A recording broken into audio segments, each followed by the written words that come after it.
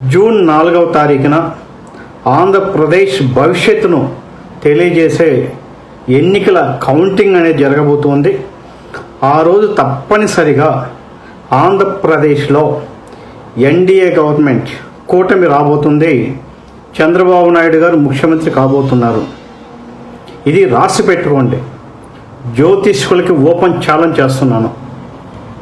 జగన్మోహన్ రెడ్డి ముఖ్యమంత్రి అయ్యే అవకాశమే లేదు.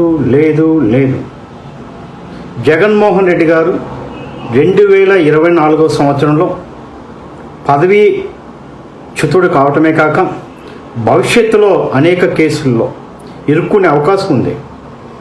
పాత కేసుల్లో తీర్పులు వెలువరించి శిక్షలు పడటం, కొత్త కేసులు అనేక కేసుల్లో జైలు చుట్టూ జీవితం గడిపే అవకాశాన్ని కొట్టిపారేయలేం. వారికి అష్టమ శని రాబోతూ ఉన్నది. ఆంధ్రప్రదేశ్లో ఎన్నికలు జరిగినటువంటి సంవత్సరం 2024లో టోటల్ సంవత్సరంలో కొడితే 8 ఉన్నది. ఈయన వచ్చిన తర్వాత 13 జిల్లాల నుంచి 26 జిల్లాలు చేయటం జరిగింది. జిల్లాల సంఖ్య కూడా 8 ఉండటం, ఆంధ్రప్రదేశ్ సంవత్సరంలో 8 ఉండటం, 8 శని భగవానుడి యొక్క సంఖ్య కావటం చేత, అలానే ఆంధ్రప్రదేశ్ ఎన్నికలు జరిగిన తేదీ 13 అంటే 1+3 4 కావటం, ఆంధ్రప్రదేశ్ కౌంటింగ్ కూడా 4 జరగటం, ఆంధ్రప్రదేశ్ శంకుస్థాపన జరిగిన తారీఖు 22 2+2 4 కావటం, ఆంధ్రప్రదేశ్ శంకుస్థాపన చేసినప్పుడు ఆంధ్రప్రదేశ్లో 13 జిల్లాలు ఉండటం, అంటే 1+3. ఎందుకు 4 గురించి చెప్తున్నా అంటే న్యూమరాలజీస్లో 4 అనేది శని భగవానుడు సంబంధించినటువంటి 4. అంటే ఆంధ్రప్రదేశ్ అనేది సంఖ్యాశాస్త్రంలో 2 సంఖ్యలను అనుసరిస్తూ ఉన్నాయి. 1 8 అయినటువంటి శని భగవానుడు, రెండోది 4 అయినటువంటి రాహు. నరేంద్ర మోడీ గారు 17 పుట్టడం ద్వారా 1+7 ఉండటం ద్వారా 8 శని భగవానుడు. పవన్ కళ్యాణ్ పేరులో పవన్ అని ఏ పేరు మీద అయితే పేరు మీద వస్తుందో శని భగవానుడైనటువంటి జాతకుడు పవన్ కళ్యాణ్. చంద్రబాబు నాయుడు గారు మొదటలో 2014లో శని భగవానుడైన నరేంద్ర మోడీ గారితో పవన్ కళ్యాణ్ గారితో ముఖ్యమంత్రి కావడం చేత ఆంధ్రప్రదేశ్ ముఖ్యమంత్రి వర్యులు అయ్యున్నారు. ఆంధ్రప్రదేశ్ ముఖ్యమంత్రి చంద్రబాబు నాయుడు గారిని న్యూమరాలజీస్లో ఒక్కసారి చూస్తే ఆయన పేరు చంద్రబాబు నాయుడు గారు 49 వస్తుంది. 49 కూడితే 13 వస్తుంది. 13 4 వస్తుంది. అంటే ఈ రాహు శని భగవానులు ఆంధ్రప్రదేశ్ భవిష్యత్తుని కీలకమైన వ్యక్తులుగా నేను భావిస్తున్నాను. అందుకే నరేంద్ర మోడీ శని భగవానుడు కావటం చేత 22 శంకుస్థాపన చేస్తే 13 జిల్లాలు ఉంటే, పవన్ కళ్యాణ్తో శని భగవానుడితో చంద్రబాబు నాయుడు పొత్తు పెట్టుకోవటం వల్ల చంద్రబాబు నాయుడు గారు 2014లో ముఖ్యమంత్రి అయ్యారు. అయితే ఈ చంద్రబాబు నాయుడులో 49 13 4 ఉండటం చేత 22 శంకుస్థాపన చేయటం 4 ఉండటం ద్వారా 13 జిల్లాలు 4 ఉండటం ద్వారా నరేంద్ర మోడీతో పవన్ కళ్యాణ్తో పొత్తు ఉండటం ద్వారా ముఖ్యమంత్రి అయి ఉన్నాడు. తరువాత విభేదించడం ద్వారా పదవీచ్యుతుడు అయి ఉన్నాడు. అంటే ఒక టైంలో నరేంద్ర మోడీ గారిని పూర్తిగా వ్యతిరేకించి నల్ల బ్యాడ్జీలు, నల్ల బెలూన్లు కూడా ఎగరేశారు. నలుపు ఎగరేస్తే శని భగవానుడికి అనుకూలం అన్నమాట. ఆ విధంగా చంద్రబాబు నాయుడు పదవీచ్యుతుడే కావటం కాకుండా ఘోరాతి ఘోరంగా ఓడిపోవడం జరిగింది. ఇరువురు శని భగవానులు, ఇరువురు కాదు 3 శని భగవానులు. కేసీఆర్ 17 పుట్టారు, నరేంద్ర మోడీ 17 పుట్టారు, పవన్ కళ్యాణ్. ముగ్గురిని విభేదించడం ద్వారా, ఒక తీవ్రమైనటువంటి పోరాటం చేయటం ద్వారా దారుణాతి దారుణమైన ఓటమిని సవిచూడటమే కాకుండా జైలు జీవితం కూడా వెళ్ళి 52 రోజుల పాటు జైల్లో ఉండి 53వ రోజున రావటం జరిగింది. ఇప్పుడు ఇంపార్టెంట్ ఏమంటే చంద్రబాబు నాయుడు గారు బయటకు వచ్చినటువంటి రోజులు లెక్కేస్తే 53వ రోజు 5+3 ఉండటం, 2024లో 8 ఉండటం, ఈ జిల్లాలతో కూడా 8 ఉండటం ద్వారా ఆంధ్రప్రదేశ్కి చంద్రబాబు నాయుడు గారికి శని భగవానుడు మళ్ళా తిరిగి అనుకూలిస్తున్నాడు. 2019లో కూడా రెండవ ముఖ్యమంత్రిగా ఉన్నటువంటి జగన్మోహన్ రెడ్డి గారు సాక్షాత్తు రాజశేఖర రెడ్డి గారి కుమారుడు. రాజశేఖర రెడ్డి అంటే ఆయన 8వ తారీఖు పుట్టాడు. అంటే శని భగవానుడి యొక్క కుమారుడు కావటం చేత జగన్మోహన్ రెడ్డి పెట్టారు. జగన్మోహన్ రెడ్డి న్యూమరాలజిస్ట్లో ఒక్కసారి చూడండి, 49 వస్తుంది, 49 కూడితే 13 వస్తుంది, 13 కూడితే 4 వస్తుంది.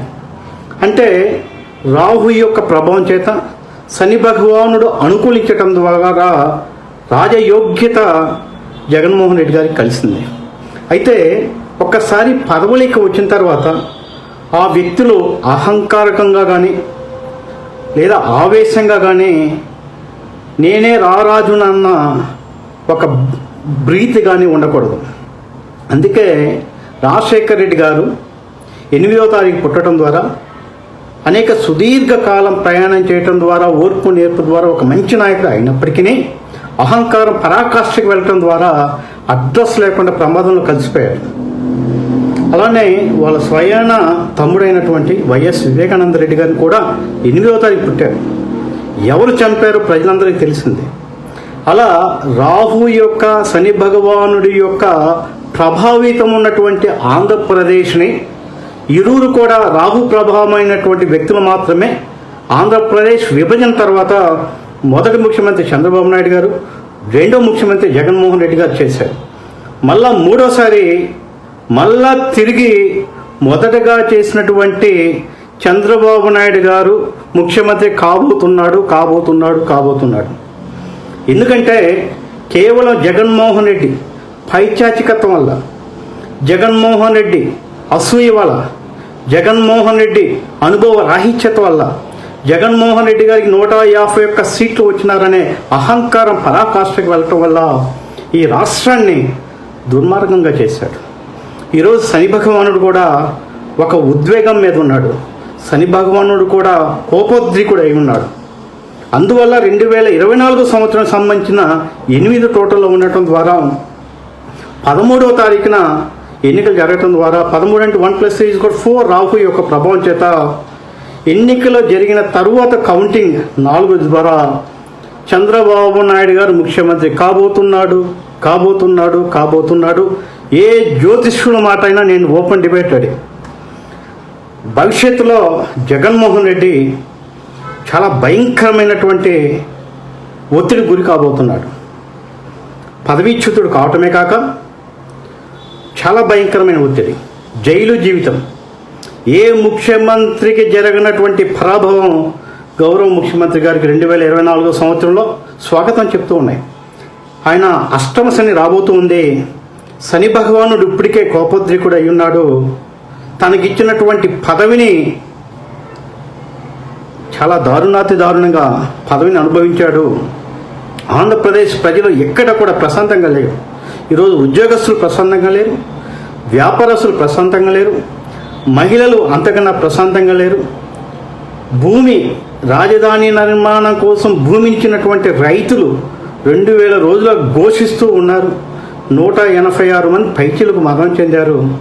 మరి జగన్మోహన్ రెడ్డి యొక్క మందు తాగి కిడ్నీలు ఫెయిల్యూర్ అయ్యి లివర్ క్యాన్సర్ రావటం ద్వారా మానసిక వైకల్యం చెందటం ద్వారా అనేక మంది మహిళలు ఎక్కడ చూసినా, ఏ గ్రామంలో చూసినా, ఏ ఇంట్లో చూసినా మహిళలు కన్నీరు అవుతున్నారు.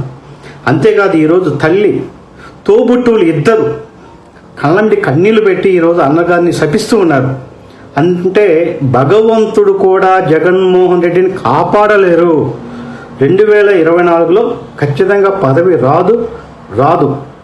అంతేకాకుండా 2024లో దారుణమైనటువంటి జైలు జీవితాన్ని అనుభవించబోతూ ఉన్నాడు.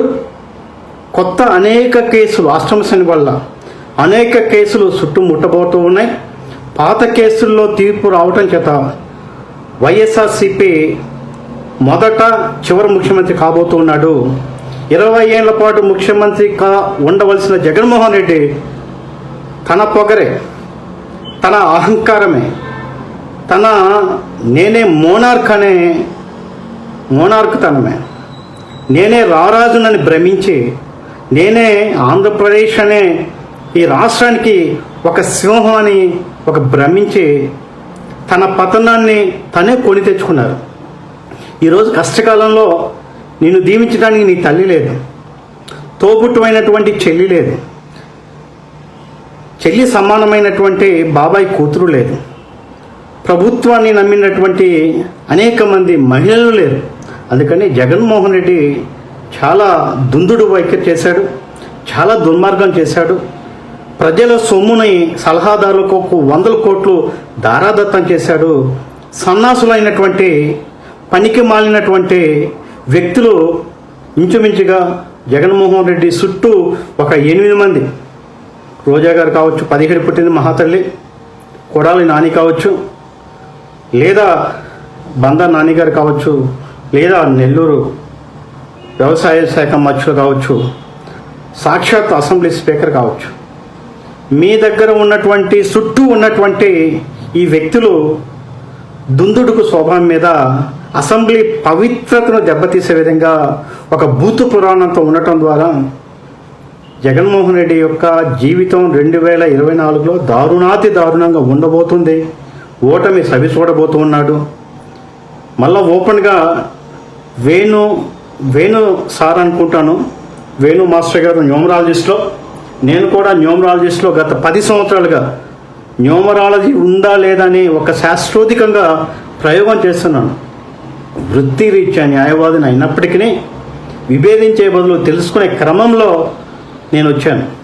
ఏది ఏమైనా ఆంధ్రప్రదేశ్ ప్రజలకి శిరస్సు వంచి ఒక్కటైతే చెప్తున్నాను, అమరావతి ప్రజలకి మనం రుణపడి ఉన్నాం.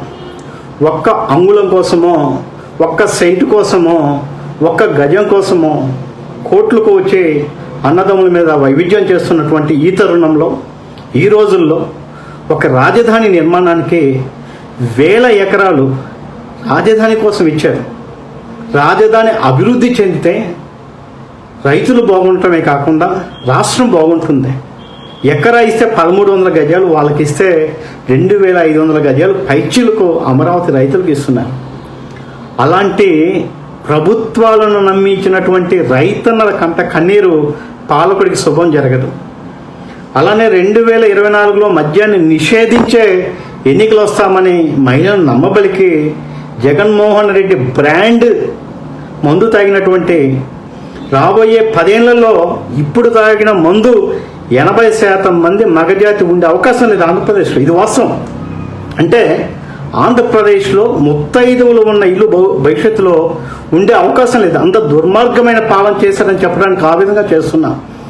ఏది ఏమైనా ఆంధ్రప్రదేశ్కి మొదట్లోనే చెప్పా, ఇరువురు అంటే శని భగవానుడు, రెండవది రాహు ఉన్నాడు కనుక ఈ 2 కూడా చాలా మంచి గ్రహాలు. ఎలా ఉంటే పాలకుడు శాంతంగా ఉండాలి, ఓర్పుగా ఉండాలి, సహనంగా ఉండాలి, పోతే అనవసరమైనటువంటి వ్యయాన్ని ఖర్చు చేయకుండా శాంతంగా, ఓర్పుగా, సహనంగా, దీర్ఘకాలిక ప్రణాళికగా వెళ్తే ఆంధ్రప్రదేశ్ 20 ఏళ్లలోనే దేశంలోనే ఒక మహోన్నతమైనటువంటి రాష్ట్రంగా ఉండేది.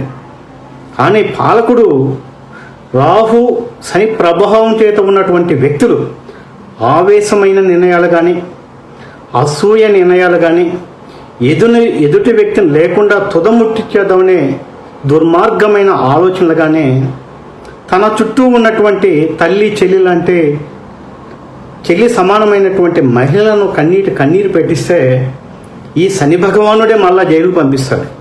ఈ శని భగవానుడే రాజ్యాధికారం లేకుండా చేస్తుంటాడు. శని భగవానుడు వ్యతిరేక స్థానంలో ఉంటే కోర్టు చుట్టూనైనా తిరుగుతుంటారు, పదవీచ్యుతుడైన అవుతాడు, జైలు జీవితమైనా ఉంటుంది. ఈ 4 కూడా జగన్మోహన్ రెడ్డికి 2024 సంవత్సరం జరగబోతున్నాయి. దాని కారకులు ఎవరు కాదు, కేవలం తనే కారకుడు. తను చేసిన పాపాలతో తనే బలి కాబోతున్నాడు. యాక్చువల్గా 20 ఇయర్స్ ఆయన ముఖ్యమంత్రి, వాస్తవం అది. ఆయనకు ఒక అహంకారం అనేది పరాకాష్ఠకు వెళ్ళి 151 సీట్లు ఇచ్చినటువంటి బాధ్యతని ఒక బలుపుగా, ఒక గర్వంగా, ఒక గర్విష్ఠిగా, నేనే మళ్ళా ముఖ్యమంత్రిగా ఉండాలి, నన్ను చూసే ఓటేశారు అని అప్పుల పాలు చేసి ప్రజల ఆస్తులను తాకట్టు పెట్టి, ప్రజల ఆస్తి అంటే ఎవరిది, ప్రభుత్వ ఆస్తి అంటే ఎవరిది, మందే. మన ఆస్తి తాకట్టు పెట్టి మనకు డబ్బులు ఇస్తున్నాడు. అంటే 12 లక్షల కోట్లు అప్పు చేస్తే 2,80,00,000 కోట్ల రూపాయలు పేదలకు పంచితే 10 లక్షల కోట్లు, అంటే ఒక్క ఆంధ్రుడి మీద 2,80,00,000 కోట్లు ఉంది. ఒక ఇంట్లో నలుగురుంటే ఇంచుమించుగా 10 లక్షల పైచులు కప్పించాడు ఈయన.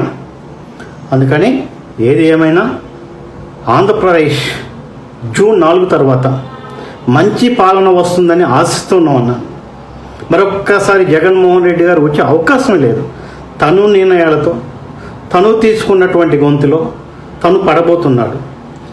ఎవరినైతే జైలుకు పంపించాడో ఆ జైలు జీవితం శాశ్వతం కాబోతుంది. జగన్మోహన్ రెడ్డికి జైలుకి వెళ్ళాలని నా కోరిక కాదు. ఆయన జైలుకి వెళ్ళాలని అని కూడా నేను అనట్లేదు. ఆయన తీసుకున్న నిర్ణయంలో, ఆయనే తప్పిదనంలో, ఆయన చేసినటువంటి దురంకార నిర్ణయాలతో, ఆయన చేసినటువంటి క్షణకావేశ నిర్ణయాలతో, ఆయన చేసినటువంటి బాధ్యతారహితమైనటువంటి పాలనలో ఆయన తీసుకున్న గొవ్విలో ఆయన పడబోతున్నాడు. ఈ సంవత్సరం 2024లో జరిగినటువంటి ఎన్నికల డేట్ను ఆధారంగా తీసుకుంటే 13, 2024 జరిగినటువంటి ఎన్నికల ఫలితాలు తీసుకుంటే 4, అలానే ఆంధ్రప్రదేశ్ శంకుస్థాపన చేసినటువంటి డేట్ 22, అప్పుడు ఉన్నటువంటి జిల్లాలు 13. మొదట చంద్రబాబు నాయుడులో న్యూమరాలజీస్లో 49, 13, 4 వస్తుంది. జగన్మోహన్ రెడ్డిలో 49, 13, 4 వస్తుంది. అంటే ఒక్కసారి ముఖ్యమంత్రి అయిన వ్యక్తి మళ్ళీ తిరిగే అవకాశం లేదు. అందుకని మార్పిడి సహజం. మొదట్లో చంద్రబాబు నాయుడు వచ్చారు, ఆయన మార్చి జగన్మోహన్ రెడ్డి గారు వచ్చారు, ఆయన మార్చి మళ్ళా చంద్రబాబు నాయుడు గారు రాబోతున్నారు. చంద్రబాబు నాయుడు గారు ఎందుకు రాబోతున్నాడంటే శని ప్రభావమైనటువంటి వ్యక్తులతో 2014లో పొత్తుకునడం చేత ఆంధ్రప్రదేశ్ ముఖ్యమంత్రి అయ్యాడు. వాళ్ళు విభేదించడం ద్వారా పదవి పోయినది, జైలుకి వెళ్ళాడు. మళ్ళా వారితో కలిసి మైత్రి ఉండటం చేతను చంద్రబాబు నాయుడు గారు 52 రోజులు జైల్లో ఉండి 53వ రోజు బయటకు వచ్చాడు. సంఖ్యాశాస్త్రంలో 5+3 కూడితే 8 ఉంటుంది. 8 అంటే శని భగవానుడు, అంటే శని భగవానుడి యొక్క దీవెనలతోటి బయటకు వచ్చిన డేట్ని ఆ డేట్ని ప్రామాణికంగా తీసుకున్నాం. ఖచ్చితంగా రావు శని భగవానుడు చంద్రబాబు నాయుడు గారికి అనుకూలంగాను, అష్టమ శని వల్ల అహంకారపూరితమైన నిర్ణయాల వల్ల జగన్మోహన్ రెడ్డి యొక్క 2024 పతనం దిశగాను నడుస్తుందని చెప్పి ధైర్యంగా చెప్తున్నాను. సంఖ్యాశాస్త్రాన్ని అపహాస్యం చేయవద్దని చెప్పి జ్యోతిష్యులకు చెప్తున్నాను. ప్రజల తరపున మాత్రమే ఉండండి, ఖచ్చితమైన విషయాలే చెప్పండి. పాలకుడు తప్పు చేస్తుందంటే ఖచ్చితంగా చెప్పవలసిన బాధ్యత మీపై ఉంది. అంతేగాని ప్రతి ఒక్కరు ముందుకు వచ్చి జగన్మోహన్ రెడ్డి గెలుస్తారు, 171 సీట్లు వస్తుంది, 151 సీట్లు వస్తుంది అనే ఊకదంపుడు ఉపన్యాసాలు దయచేసి చేయరని చెప్పి భావిస్తూ మరొక్కసారి ఆంధ్రప్రదేశ్ ప్రజానీకానికి శిరస్సు వంచి నమస్కృతులు తెలియజేస్తున్నాను. ఈ రాష్ట్ర పాలకుడికి శాంతియుతంగాను, సహనంగాను, దీర్ఘకాలిక ప్రయోజనం పొందే విధంగాను, కేంద్ర ప్రభుత్వంతో మైత్రి ఉండే విధంగాను ప్రణాళికాబద్ధంగా వెళితే ఆంధ్రప్రదేశ్ 20 సంవత్సరాల్లో చాలా గొప్ప రాష్ట్రంగా వెళ్తుంది. కానీ అలా కాకుండా పాలకుడికి కనుక కోపము, ఆవేశం ఉన్నట్లయితే ఆంధ్రప్రదేశ్ వల్లకాడవుతుంది. తర్వాత ఆంధ్రప్రదేశ్లో అమ్మటానికి గంజాయి, నిరుద్యోగ సమస్య, ఇక్కడ ఆంధ్రప్రదేశ్లో ఉద్యోగ ఉపాధి అవకాశాలు లేక చాలా ఇబ్బంది పడతారు. అందుకని పాలకునికి క్రమశిక్షణ ఉండాలి, ఆర్థిక క్రమశిక్షణ ఉండాలి, ఆలోచన ఉండాలి, కేంద్ర ప్రభుత్వం చేత ప్రాజెక్టు తెచ్చుకునే విధానం తెలిసి ఉండాలి. అందుకని జగన్మోహన్ రెడ్డి గారు తీసుకున్న గొంతులో పడబోతున్నాడు. జగన్మోహన్ రెడ్డే కారకుడు ఈ రాష్ట్రాన్ని అధోగతి పోవటానికి అని చెప్పి నేను మొక్కమాటంగా తెలియజేస్తున్నాను. ఏది ఏమైనా 2024 జూన్ 4 తర్వాత ఆంధ్రప్రదేశ్లో ప్రభుత్వం మారబోతుందని చెప్పి